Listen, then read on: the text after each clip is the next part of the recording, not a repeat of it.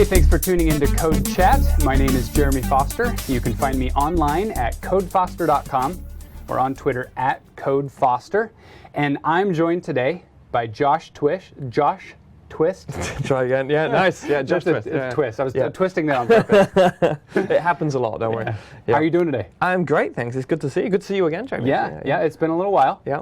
I think last time I talked with you, you were working hot and heavy on Windows Azure Mobile Services, That's right? Project Zemo, I was. I love that thing, yeah. How's that going now? So it's going great. They recently launched .NET support for backend, which was one of the, if you remember, the backend was Node.js, was JavaScript to begin with, and one of the most requested features that service has is please let me build my backend in .NET and do things like run the thing locally. You mean there are actually people that don't want to write JavaScript? That does, I know it goes against Atwood's law, but yeah, totally. There are people who like writing .NET code, especially, there's tons of reasons why you'd want to do that. But Node still gets a lot of love, and there's still a lot of people building Node apps as well. So you get to choose now which backend you want to write. So that's one of the big things they did. They also have a focus on business apps. So, they have support for Active Directory.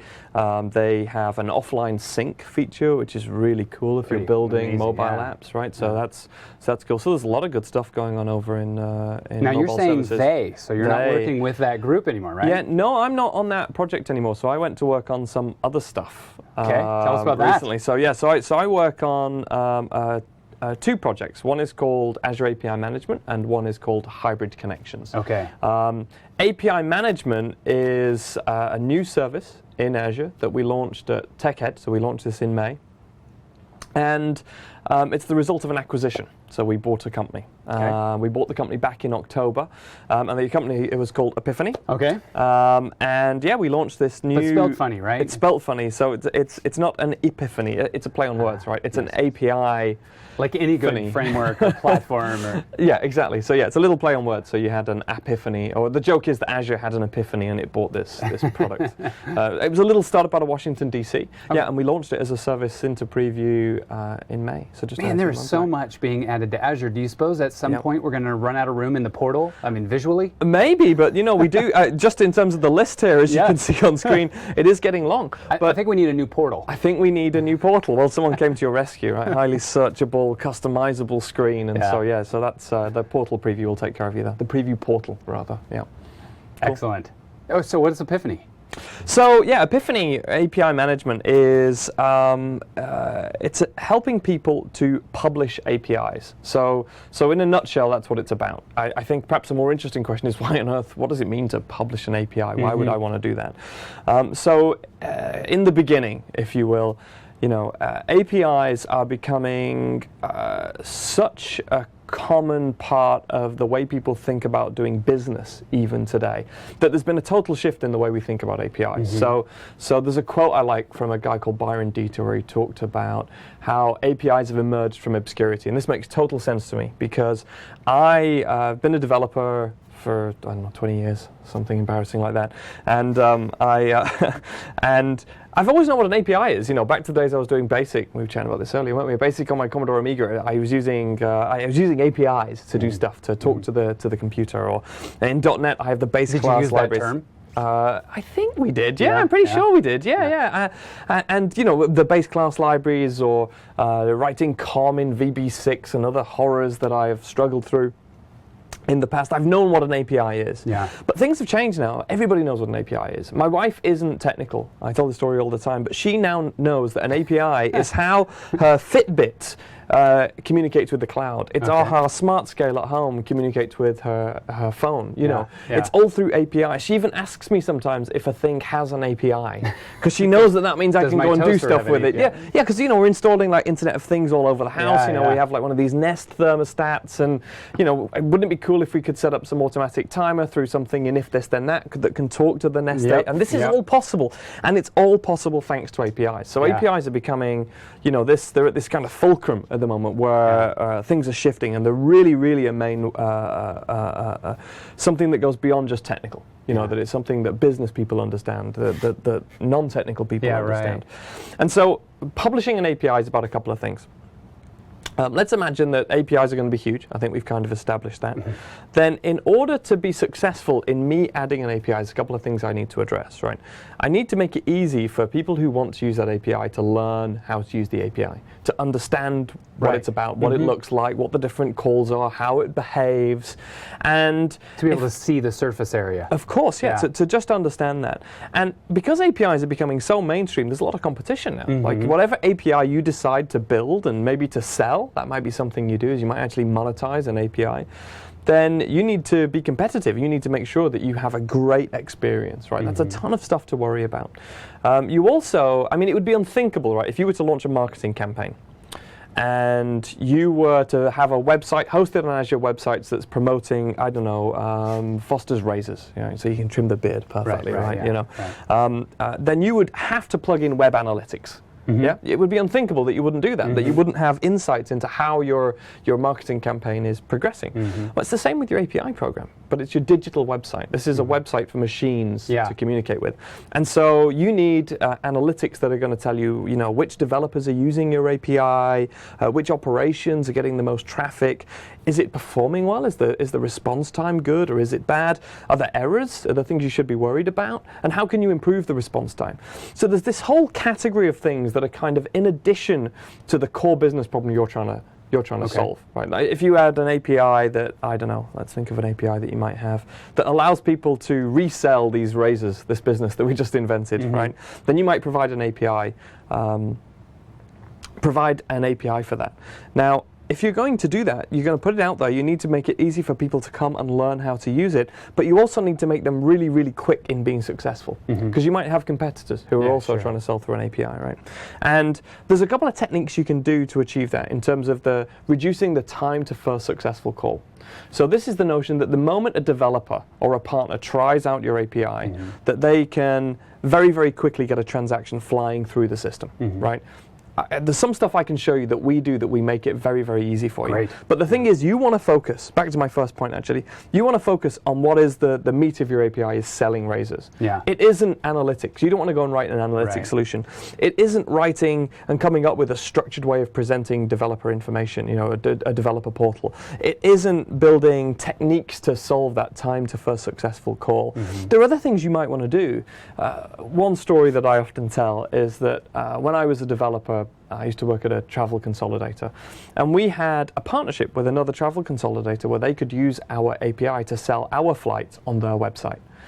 Now, unfortunately, there was a bug in their code, and they hit a loop. This loop hit our API and brought our site down. It brought our API down, the whole thing down. I got slapped around. Next thing I had to go and do was build a rate limiting system. So I got that, you know, the early lesson in rate limiting. You don't want to build a rate limiting system. Wouldn't it be easy if you could just come and buy one and put it in front of your API?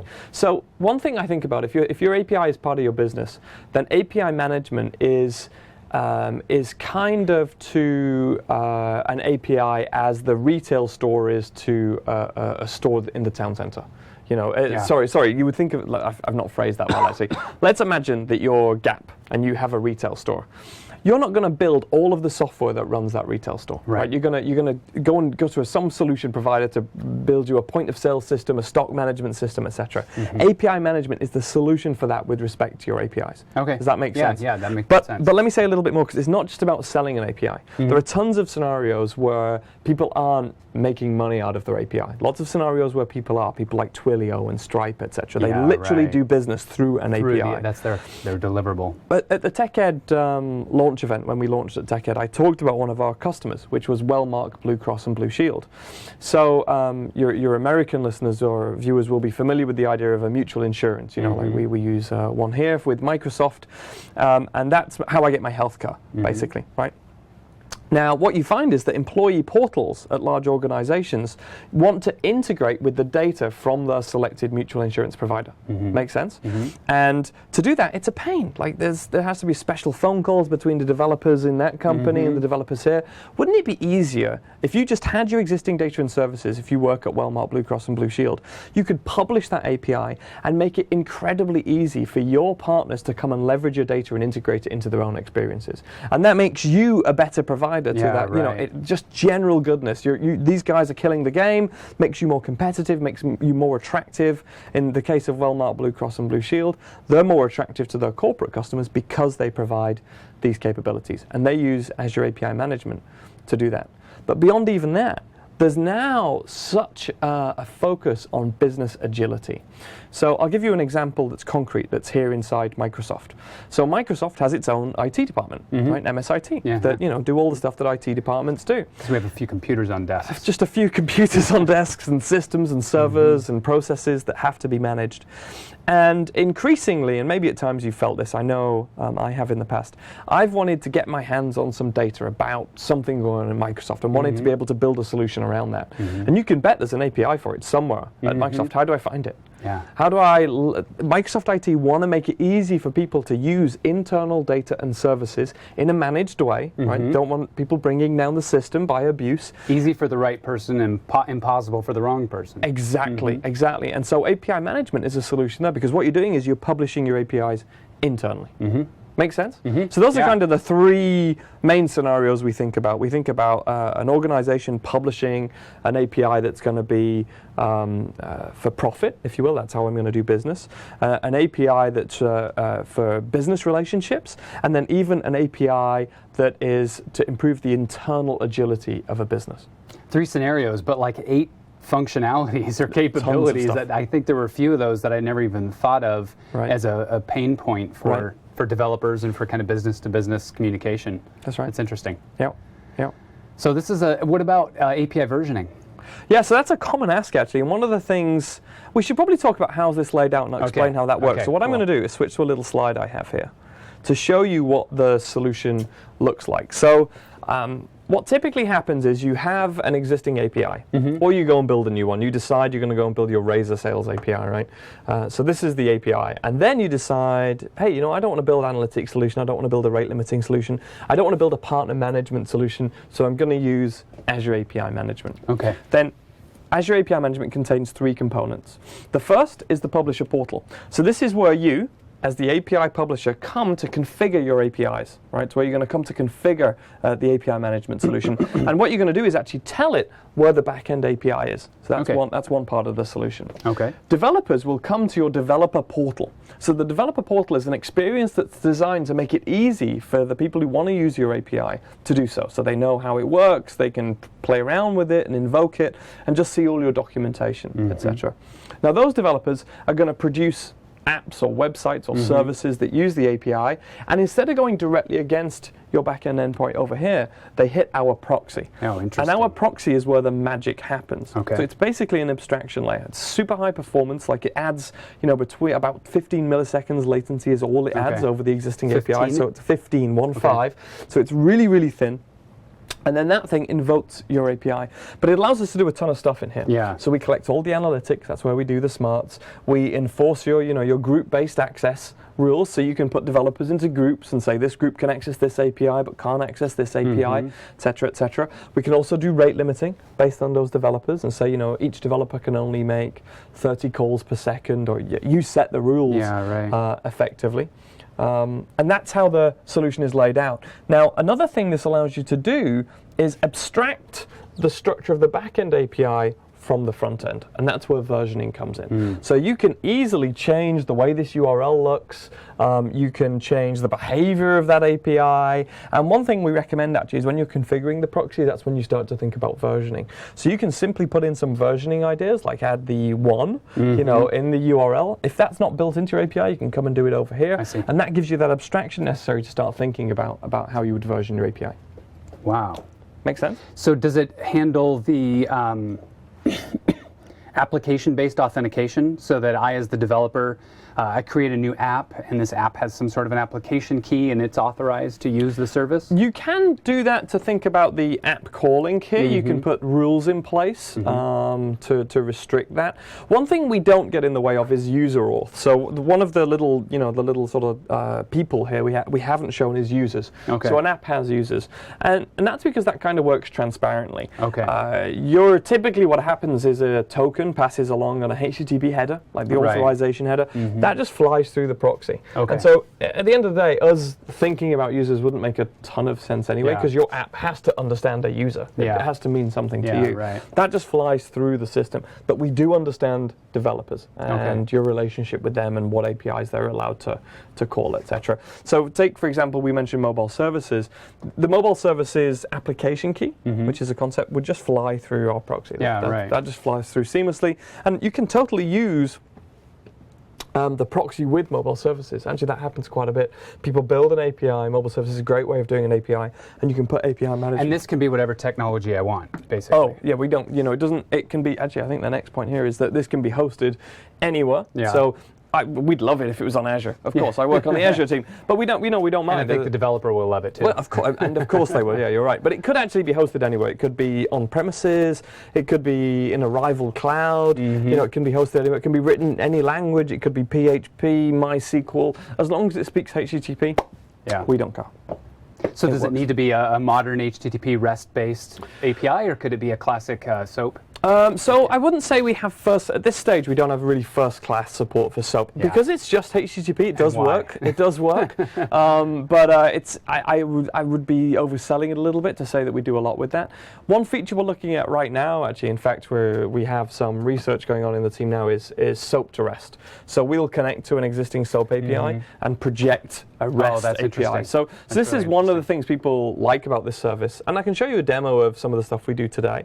That you can project a more friendly API based on the changes you can make in the proxy. That's really exciting, actually. Yeah, so one thing we can do in just a matter of a few clicks, and I can show you a demo, is we can take an API that's producing XML and turn it into JSON. That's just like that. Yeah. I actually saw Google Trends online recently of XML API versus JSON API, and it's pretty impressive to see the decline of XML-based APIs and the rapid hockey stick of the JSON-based APIs. Yeah, and that makes sense. But you think about what an organization has available to them already. They've got tons of APIs. Yeah. Wouldn't it be nice if you could start to move those assets forward, leverage them and use them, but project something that, if this is an iOS device over here, XML parsing on iOS isn't easy, whereas JSON is native. They actually have controls to do that built into the, into the frameworks. Yeah. So a solution like this is very helpful for helping you project a more modern API. Okay, so I can see the obvious advantages in somebody that has a pretty significant API offering, a pretty significant, say, business-to-business scenario. What about for your average indie app developer who's making one or two apps? Is there going to be significant advantage for him in this? Actually, I think that's one of our. So we have a good number of customers on the system already in preview, over 1,000. Wow. And we have a ton of those are startups. A ton of those are small companies. We have big guys as well, but we do have lots of organic. We've been had a tight relationship with some big companies that are coming in to use this. But as we look at our logs, we can see that we got a lot of startups that we're reaching out to and talking to. And the reason for that is, today, a startup almost has to have an API. It's part of doing business. It has to have a way of a coffee machine and an API. An API and an Aeron chair. Those are the three rules. Because that's how, think of any SaaS vendor. If you are a SaaS solution, it is critical that you have a great API program, because otherwise you can't take place in this SaaS ecosystem, right? If you are Box and DocuSign, then those have got to have great APIs, because you can't mash them up otherwise. And therefore, having tools like a great developer portal that makes it easy for your partners to come and learn how to use your API. And there's more to this, actually. So one of the things we do here is developers come here. They don't just get access to the API. They sign up and create an account. So they register. They register with you. So you have a relationship with these guys. You can then, obviously, you get an API key that allows me to track the behavior of that particular developer. I can see you using it more. These guys can raise issues right here on our developer portal. It's hosted on Azure API Management to communicate and interact with you, to say, I had a problem with this API, how does this work? And you can respond to them and manage that communication. So this is a great tool. The publisher can. The publisher has that I can show you that, Gotcha. So in your publisher portal down here, you'll see all issues raised for each API. You can go in and respond to them. And so have a dialogue with developers right here in your developer portal. Well, we better go take a look. Let's do it. I think a demo. I think it is time for a demo. So here we are. Here's the solution. It's in the Azure portal, as you would expect, and creating a new instance of API management is a doddle. new app service, API management, create, and I enter a few bits of data and I'll be up and running in a matter of minutes. Now this is actually going to provision me some dedicated hardware. Right? Okay. So I'm going to get some VMs that are specifically for me. Some to handle that front-end traffic on the proxy, some processing in worker roles to handle the analytics and churn through the analytics and get my data. So it takes usually about 8 minutes to create an instance. So I'm not going to bore you with that now. And this is in preview, so right now if you've got an Azure subscription, you just kind of use it for free, you don't have to... It's not free, so you will pay for it in preview. It's half price, right? Okay, great. So we can talk about the pricing as well at the end. I'll show you the pricing. So I come in here and I click API demo. There's one I created earlier, right, to save time. And this is the Azure portal, as you're familiar with. We have a quick start here. We have a dashboard that shows some of the traffic. This isn't a particularly busy instance because I just used it for a few demos. And I can scale just as you would expect. So we have a developer tier, which is where you kind of come to learn the ropes and play with the system. Great. And we have a standard tier, which is where you want to go when you go to production. Yeah, right? So the minute you go to production, in order to get a decent availability guarantees, etc., then you want to be in the standard tier.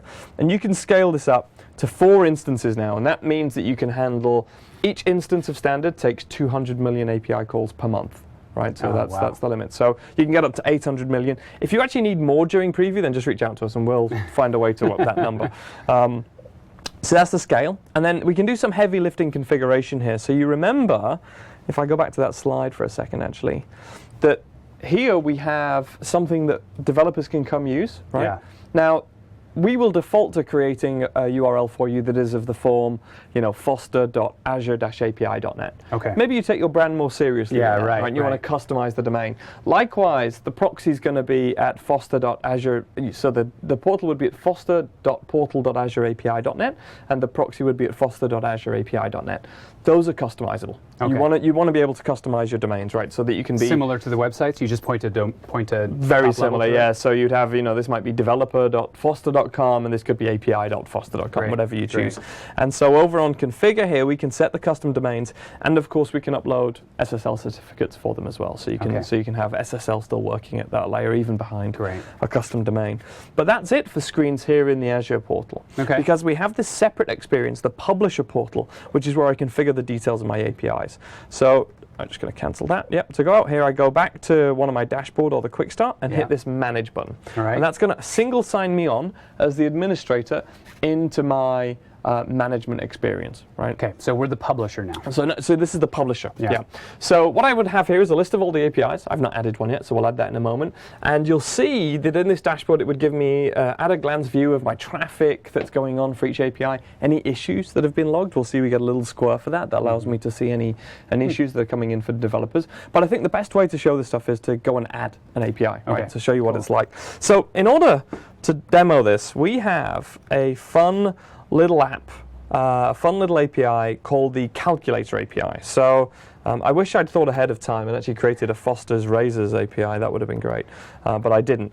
And this is really a very simplistic API that allows you to add 2 numbers. Okay. So I can add Love it. A and B, right? Add A equals 5, and just to prove it's real, give me a number.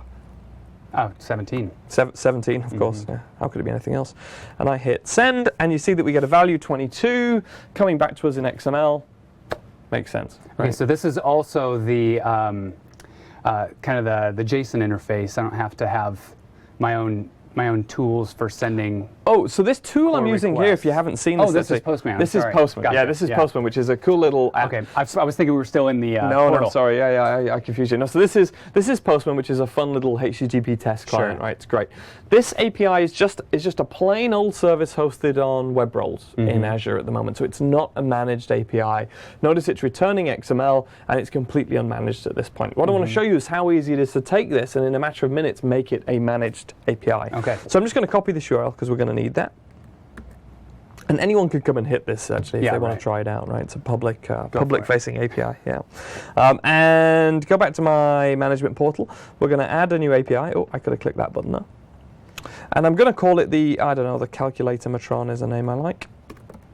And I'm going to paste in the back-end URL, right? So it's that calc API that we just saw. And I'm just going to strip off the trailing end here. And I'm going to give it a suffix of calc will do, and hit save. And that's going to add my new API into my API management instance. Okay, so here it is, has no traffic shown yet, but I can also set some settings for this. And I'm actually going to make you painfully watch me type a little bit of text because I want to show you how this is used in the solution later. So this is an API that allows you to do, I'm going to say maths because I'm British. That allows you to, so, yeah, that's how we say it. We don't say math, and we you say uppercase maths. it? Oh, not always. I guess that is valid too, yeah. Okay, so that's some settings. That's German. That is German, yeah. Let me save that. And then we're going to go and add an operation. So specifically, we're going to add the add operation. Okay. Okay. It already exists in the core API. It already exists in the service, but we've not kind of surfaced it through the API management proxy. Well, now what if I have an API with 100 operations? Do those all have to be added manually? If you want to document them, absolutely, right? Which you probably do, right? That's you know, and if one thing I didn't show you here is, I'll just pop back out to this screen. I can import this. So I can import all of these settings from Waddle and Swagger formats if you've heard of those, right? Yeah, sure. So let me dive back in here and go back to operations. And we're going to add the operation. And if you remember, the URL looked like this, right? Now, maybe I decide that isn't a pretty URL. Query strings are kind of old hat now, and we don't like query strings anymore, right? So what I'm going to do is take this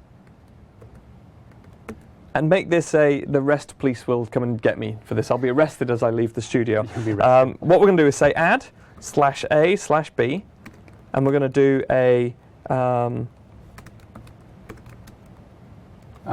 just whatever mapping you want. So yeah, so we're actually creating a mapping. So this is what's going to be projected on the front end, and this is how it's going to communicate to that back end, right? So there's a mapping taking place there. If you remember, I think it was a get, and we're going to display a name, which is number adder. It's going to be our display name. And again, this operation allows you to add numbers. Make sense? Yep. That makes perfect sense. I'm going to save it. And now my API is pretty much ready, but I want to show you a few more features. So let me just pop back in here quickly. Notice that we can turn on caching. So if I enable caching, that means that if I find a cacheable response in the proxy, it won't even go to the back end. This is going to get you really fast response times, right? Because we're using our in-memory cache. And it's also going to reduce the load on the back-end API. How do you invalidate the cache? So it's expiry based. So you see you can set an expiry here, and it's keyed. You can key by query string parameters as well as the headers as well, so you can vary by headers. And of course the URL is the other key as well, which would make sense.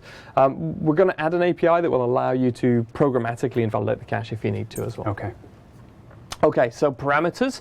Notice that it found, based on our signature, that we had two parameters, A and B, and it just sensed that. So now I can enter a description for these. So this is A. You'd enter a better description, of course. This is B, and I can specify the type. I can even specify my own type if I don't like the ones that are provided. I can specify example values, and the reason I'm going to all this trouble is because this is what's going to be used to generate the documentation. Right, so I'm not going to have to write this documentation. It's going to be generated for me based on the metadata I enter in here. I could add query string parameters. I can enter additional data about responses. You know, I could document what a 401 unauthorized might look like, or a 200 OK. Let's document that 200 OK. I can do content negotiation.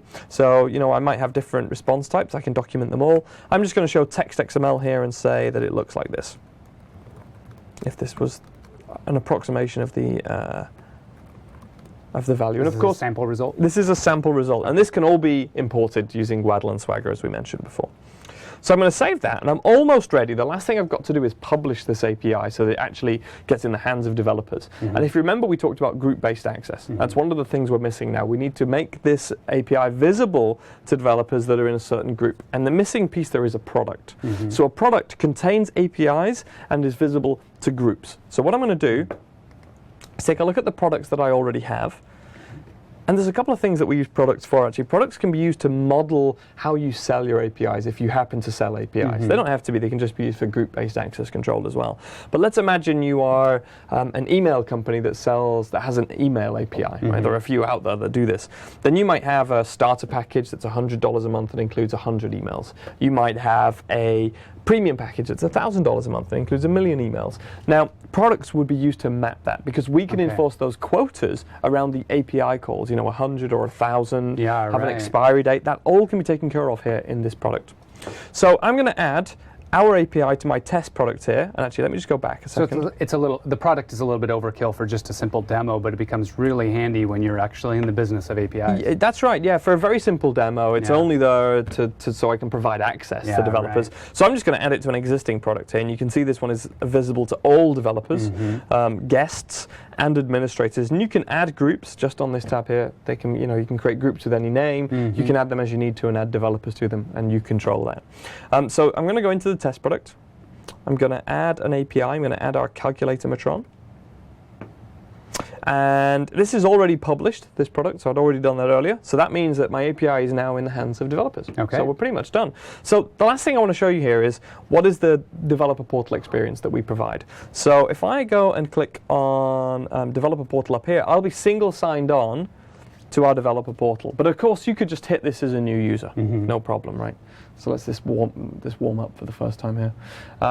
And you can see I've been signed in as an administrator. Okay. But if I go to this URL, I won't be signed in. I'll have a sign-in option, but I can just click sign up. So a developer comes in here and would sign up for an account to use your APIs. And this is all based on a CMS. So this is our sort of very simple, out-of-the-box experience, but you can customize this entirely. So I'll show you that in just a minute.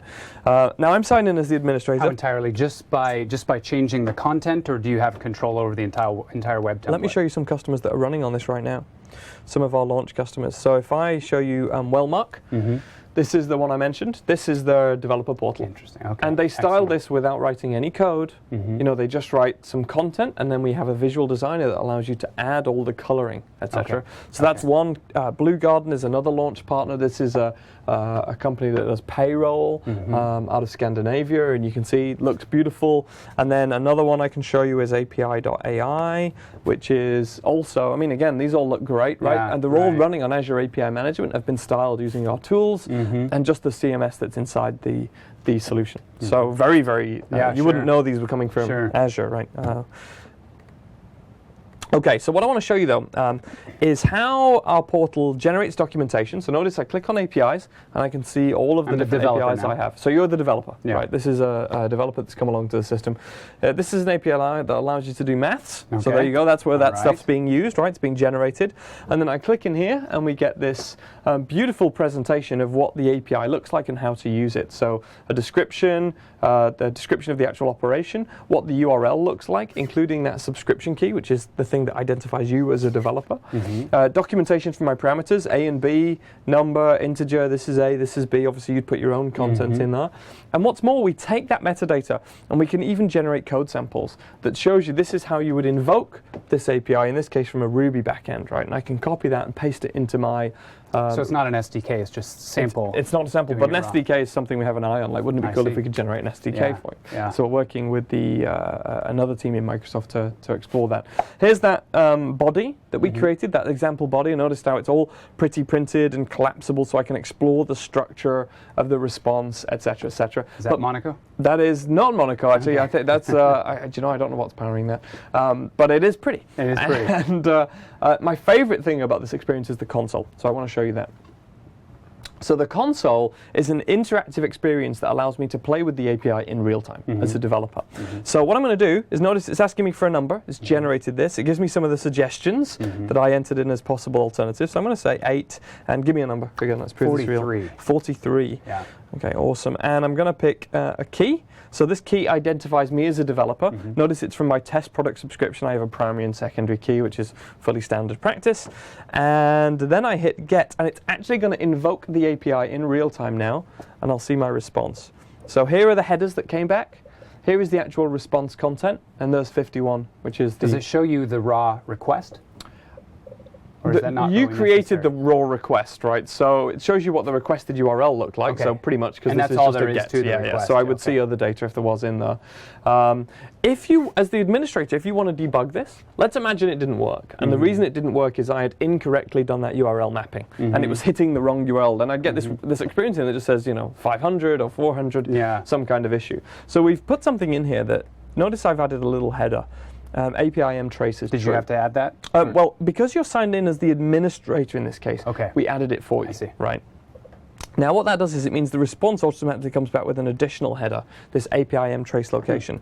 If I copy this and pop it over into, let's say, Chrome in this case, I'll be able to see everything that happened to this request during its flight. So we can see the get arrive on our front end, all the way to what it actually looks like when it goes to the back end. Okay. So you can see here it's doing that query string manipulation, etc. And that's what got passed to the back end. So if there was some problem, in this case, I could literally click on that and see, oh no, well this is working fine, but if it wasn't, I'd know what the issue was. So you're I'd be 2 able seconds to debug away it. from the raw call to the core API. Exactly. You can also see in that trace other things that are going on. So, you know, when policies, which I'll show you in just a moment, it's probably a good segue to policies, how they're being applied, et cetera, and where they're being applied in terms of the pipeline. So I think this is a great place to go and show you policies, because policies do some awesome stuff. Like, remember we mentioned XML's kind of not the cool kid in town anymore. Everybody loves JSON nowadays. Why don't we add a policy that converts that XML into JSON on the fly? So I'm going to go back to my publisher portal, right? I'm going to go to the policies tab here. And I'm going to set a policy. I can set policies at different scopes. I can set them at the scope of a product, which we discussed, at an API, or at an individual operation. So I'm going to go and set it for this individual operation. And you can see I've got this bit of XML configuration down here. So let me zoom in on that for you. And we've already wired in a couple of things. So we turned on caching, right? If you remember, I checked that box and I pressed save. Now, that's really just a simpler UI for configuring this. So you can see that's why it's in there. I'm going to remove that, actually. Take it out. Let's take caching out. I decided I don't want caching. Notice how it also contains our rewrite. So those are just policies. So our URL rewrite is actually happening in here. It's telling us how to do the rewrite. And we have a huge list of different statements here. That can be applied. So things like converting JSON to XML and vice versa, adding cross-origin resource sharing. So that's not an easy thing to add to an API necessarily. With API management, you can do that right on our proxy, just with some configuration. You can find and replace strings in responses. You can get and set the cache. You can add JSONP support for legacy browsers. We can limit the call rate, and I want to show you that in just a few minutes. We can mask URLs, and that's really for if you have hypermedia links in your responses, then you can start to translate them to the proxy URL, for example, so your hypermedia can work. We can restrict caller IPs. We can set headers and twiddle with headers and query strings, quotas, etc., etc. So tons of stuff. I want to show you how on the outbound response here we can convert. We can do format conversion. So I'm going to convert from XML to JSON. And a couple of things, like, do you want to consider the accept header before you do this? You probably do. Like, does the client accept JSON? I am going to be lazy, and I am going to say, let's always do it, because I'm just doing a demo here. You probably want to be a little bit more thoughtful about that. Should I consider the response content type? Of course you should. Don't try and convert JSON into JSON using this tool. You should consider it. But again, I'm just going to brute force it right now and say, always try and apply this conversion. And then what type of conversion would I like? And there's a couple of flavors that give you different JSON representations, because XML, is more complicated, shall we say. So there's different ways it can be represented. I like the direct conversion, so I'm going to try that one. I think it produces the prettiest JSON. And you'll see that in a moment. Pretty JSON's important. It is indeed. I hit save. And in just a few seconds, that's being pushed out now to that API proxy. So if I go back to my console and hit get again, if that's updated already, then we should have a different response. So it was that easy to get a JSON response out of it. And you can see how it's done a pretty good job of converting. So there are things that I could have gone back to my API and kind of programmed in, but this allows me to do it at a higher level of abstraction. Totally. Kind of closer to the gate. Absolutely. Yeah.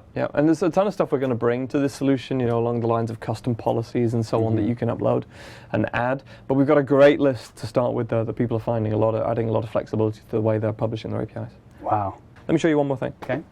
So I want to show you the rate limiting, right? Okay. Oh yeah, that's right. Yeah. So if I go to test product, hit add a policy. Talking about metering calls. I'm going to meter calls. So let's imagine what I want to do now is say, so we added this API to the test product, right? I can go into my inbound request pipeline here, say limit call rate. I want to limit everything, so I'm not going to just one API. Let's say that we only want to be able to do 2 calls in a 60-second period, right? I hit save. And this is a big feature, right? Yeah, and now I go back, I hit get. I should hit it once. I get a 200. I hit it twice, I get a 200. I hit it 3 times, I get a 429 too many requests. I even get in the response, try again in 56 seconds. In 50, hit it again. Hit it again. You want me to prove that this is working? Here we go. I'm not a believer yet. There you go. Hit it again in 44 seconds. No, I believe. So that's impressive. the service. Yeah. That's impressive. And so that list of policies is a little bit of a strange word, but they're kind of like handlers or yeah. I mean, kind of you could call them a pipeline? bunch of things. Yeah. I think it is something that goes in a pipeline. You're Yeah. thinking about it exactly right. There's an inbound pipeline Yeah. and an outbound pipeline, and you snap policies in there to affect the behavior of the API. Are those extensible? Not yet, but we Okay. do plan to do that. So we want to Okay. make it so that people can write and add their own policies. Yeah, right. Wow, it's pretty impressive. Cool. I'm glad you like it. My mind's whirring with. I think what I'd like to do is just go spin one up. I've got a pretty simple API for Yep. the stuff that I have, for the stuff that I do. I'm not in the business of selling APIs. I just utilize them, Right. consume them. Right.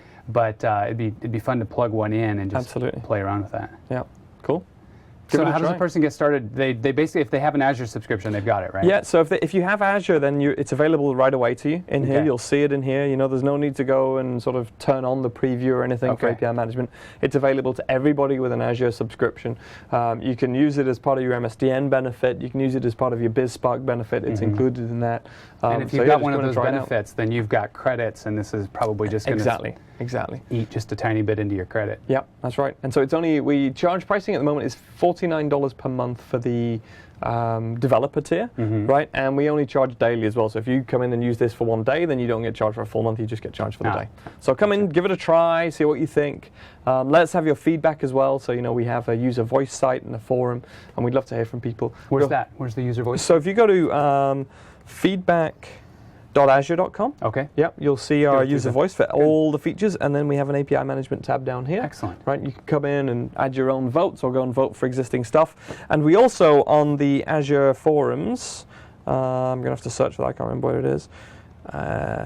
This is a good thing to show someone, actually, because I sometimes struggle to drill in on a particular item in the forum, so I'll show you how I do that. There might be a better way. Is you can clear, here I've got every forum selected, so you can clear that, right? And then search for a forum, go and search for API management, there we go, hit that, and then you get the API management forum here. And so come in, ask us questions, come and ask the team questions. We have a Twitter account at API MGMT, and you can also just email the team directly. So it's also it's API MGMT at Microsoft.com. We love to hear from customers, so get in touch. Tremendous. Great. Wow. Anything else you want to add before we wrap up? No, I think that's it, really. I think that's a good coverage. just keen to get some people come in, try the service, let us know how it's going, and Yeah. thanks for having us on the show. Absolutely. All right. Well, thanks for joining us on CodeChat today. We'll see you next time. Thanks, Josh. No worries. That was fun. Cool. Man, All that's right. really good stuff. Yeah, I'm glad you like it. Yeah. I mean, it's all for the camera, but I'm all